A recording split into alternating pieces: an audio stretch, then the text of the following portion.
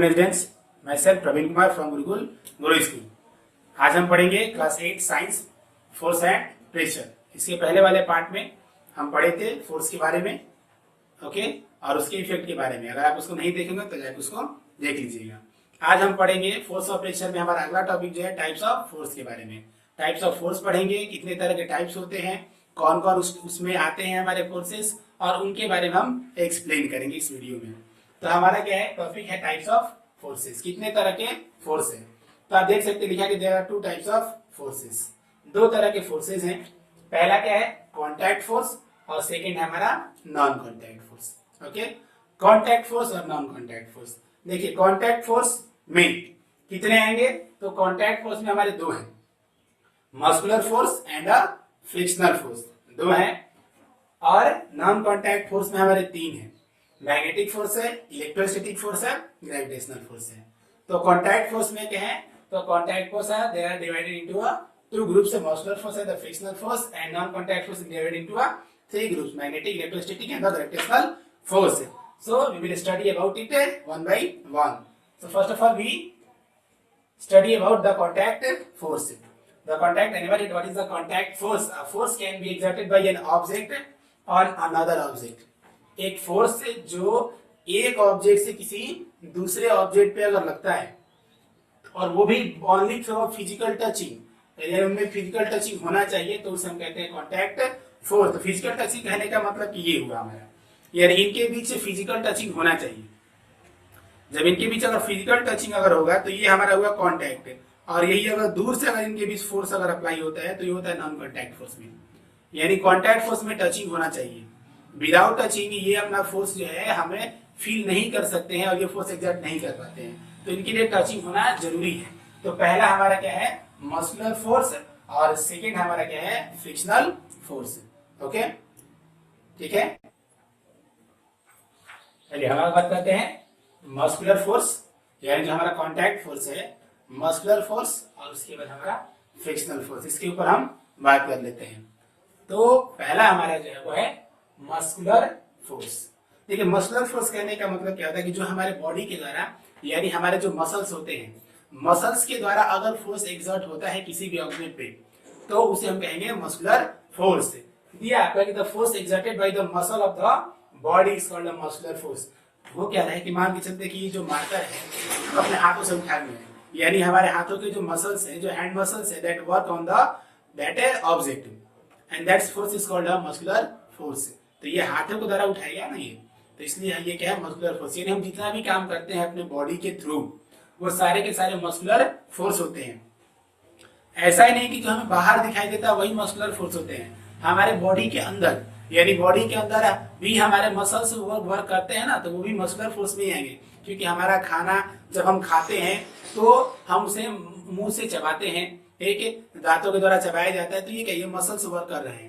वो जब उसे नीचे एलिमेंट्री कैनल में डाल दिया जाता है तो उसके थ्रू वो नीचे पहुंच जाते हैं स्टोमक में, तो उसको उनका डाइजेशन होता है, तो ये मसल्स वर्क कर रहे हैं। तो हम वहां भी कह सकते हैं कि वो भी क्या हो रहे हैं, वहां पे मस्कुलर फोर्स जो है वो एक्ट कर रहे हैं।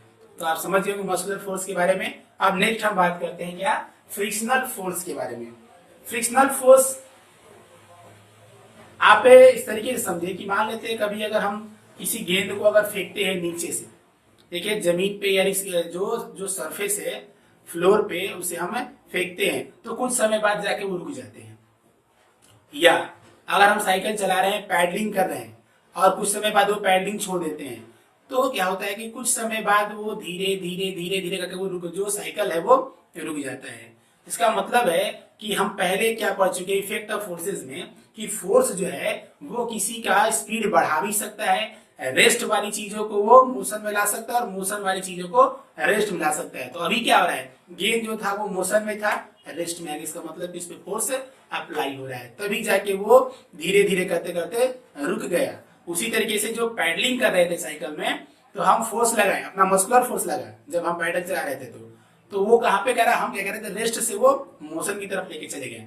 लेकिन कुछ समय बाद जब वो रुक जाते हैं, तो उस समय तो हम मस्कुलर फोर्स अप्लाई नहीं कर रहे हैं, फिर भी वो रुक जा रहे हैं। इसका मतलब कि कहीं से वो एक्स्ट्रा फोर्स जो है, यानी कोई बाहरी force, external force that work on that object, which है जो slow the speed of that object, और वो उसे के स्पीड को धीमा कर देता है and finally it is stop, एक तो वो धीरे रुक जाते हैं। तो वो फोर्स क्या होता है, वही फोर्स होता है हमारा फ्रिक्शनल फोर्स, जो ऑब्जेक्ट को रोकने का काम करता है।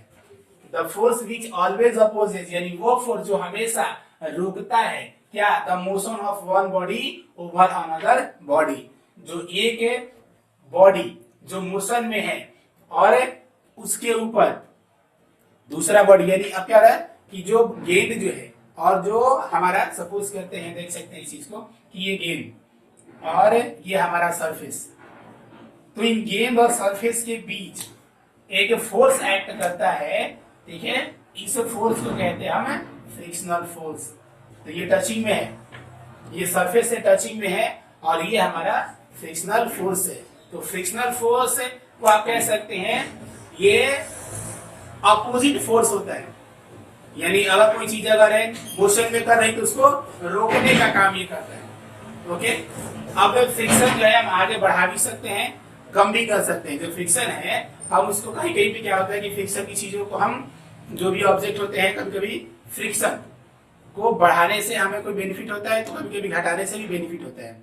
तो फ्रिक्शन जो है इस चीज के बारे में हम आगे पढ़ेंगे, क्योंकि इसका जो चैप्टर है वो फ्रिक्शन है, तो पढ़ेंगे। आगे बात करते हैं हम अगले अपने, चलिए आगे बात करते हैं अब नॉन कॉन्टैक्ट फोर्स में। देखिए नॉन कॉन्टैक्ट फोर्स में यहाँ पे 3 लिखे गए हैं। Okay, magnetic force, electrostatic force और ग्रेविटेशनल फोर्स। हम एक एक के बारे में पढ़ेंगे। मैग्नेटिक फोर्स में आपको क्या लिखा है कि the force exerted by a magnet, यानी मैग्नेट के द्वारा अगर फोर्स अगर अप्लाई होता है तो वो हमारा होगा मैग्नेटिक फोर्स। और कभी भी आप मैग्नेट को देखे होंगे, मैग्नेट जो होता है वो अट्रैक्ट करता है किसको, जो आयरन नेल्स होंगे, यानी जो आयरन के ऑब्जेक्ट होंगे उसको, और as well as another magnet को, और वो भी बिना कांटेक्ट में, यानी दोनों को कांटेक्ट नहीं रहते, फिर भी एक दूसरे के साथ वो क्या करते हैं, अट्रैक्ट कर लेते हैं और एक दूसरे को चिपका लेते हैं, यानी अट्रैक्ट कर लेते हैं वो, तो एक दूसरे को स्टिक कर लेते हैं, और वो भी बिना फिजिकल टचिंग के दूर से ही कर लेते हैं। तो वो हमारा क्या है, मैग्नेटिक फोर्स, यानी मैग्नेट के द्वारा अगर फोर्स लगाया जाता है तो उसे हमें मैग्नेट कहते हैं। पहले पिछले क्लासेस में आप पढ़ चुके हो कि मैग्नेट के 2 पोल्स होते हैं, एक आपका आता है नॉर्थ पोल और एक आता है साउथ पोल। जैसे मान लेते हैं कि अगर ये मैग्नेट है, it is a bar magnet है which has the 2 poles, north pole and the south pole. So every magnet has the 2 poles, north pole and the south pole. And the properties of magnet is a like pole repel to each other and unlike pole attract to each other. Suppose that there is another magnet which has north and a south. Then this south and this north is a unlike a pole of the 2 magnet, and then these 2 magnets attract to each other. But suppose that this pole is not a north, is a south, and this is a north.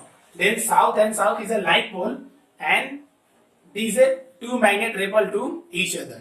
Okay, and the next is the electrostatic force. Electrostatic force होता है क्या है कि ये charge, the force exerted by an electrically charged object is called electrostatic force.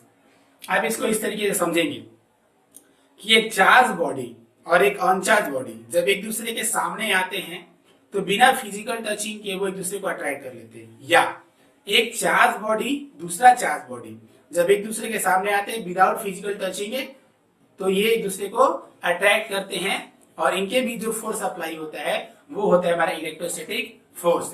तो इसका example आप ये समझ सकते हैं कि जब हम कुछ पेपर, जो कागज के टुकड़े हैं, ठीक है, कुछ कागज के टुकड़ों को अगर हम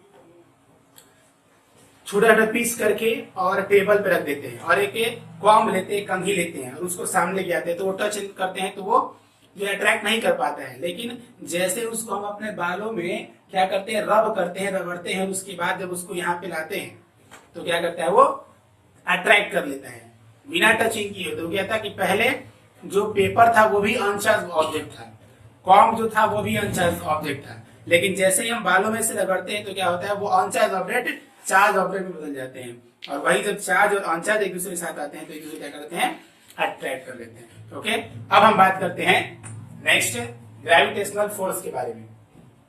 यहाँ पे तो बहुत छोटा सा ग्रेविटेशनल फोर्स के बारे में हम डिफाइन करेंगे इसको, लेकिन जब हम क्लास 9 में चलेंगे तो इसका एक चैप्टर बनता है, इसका एक हाफ चैप्टर है, ठीक है।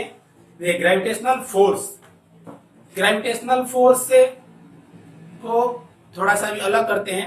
इस चीज को हम बात करें इससे पर एक बात करते हैं कि न्यूटन, एक कहानी है ना कि न्यूटन जो है एक बार खेत में बैठे हुए थे, एक बागीचे में बैठे हुए थे, तो उनके सर के पास से एक ऊपर से फल जो है वो नीचे गिरा।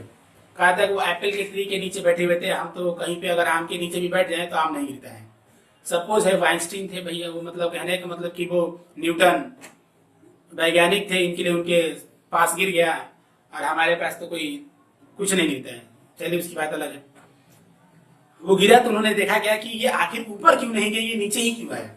तो उन्होंने ये ऑब्जर्व किया कि पृथ्वी में एक ऐसा फोर्स है, एक इनविजिबल फोर्स है जो दिखाई नहीं देता है, जो हर वस्तु को अपनी तरफ खींचता है, और इसको उन्होंने नाम दिया है ग्रेविटेशनल फोर्स। यानी कोई भी ऑब्जेक्ट, अगर एक ऑब्जेक्ट दूसरे ऑब्जेक्ट को अगर खींचता है, ठीक है, तो डिपेंड करता है उसके मास के ऊपर। अगर हम बात करें तो ये मार्कर, ये भी दोनों एक दूसरे को अट्रैक्ट करते हैं।